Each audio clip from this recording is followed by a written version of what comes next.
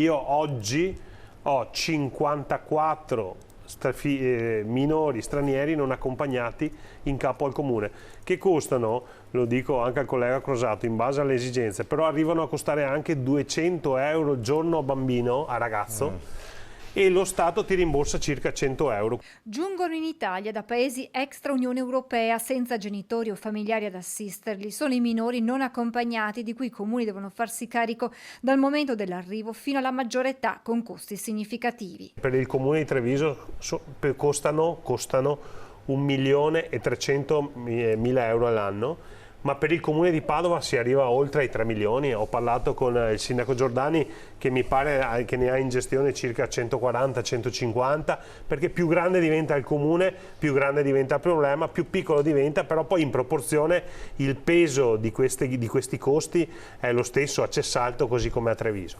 Emblematico quanto accaduto esattamente un anno fa a Cessalto. Era stato lo stesso primo cittadino, Crosato, a raccontare la storia di due ragazzini dell'Est Europa di circa 16-17 anni abbandonati all'autogrill lungo l'autostrada A4. Il comune decide di accoglierli in una struttura protetta. Le strutture protette giustamente costano, perché comunque avere la responsabilità tutti i giorni di un bambino, di un ragazzo, un minorenne, comunque è una forte responsabilità, e quindi allo stesso modo ci sono dei forti costi, e quindi questo poi verrà progressivamente restituito dal Ministero, però non è una cosa immediata e soprattutto in percentuale non è del 100%. Quindi in un anno quanto le sono costati? Siamo sui 12.000 euro a ragazzo, e che sosteniamo fino a quando non diventano maggiorenni.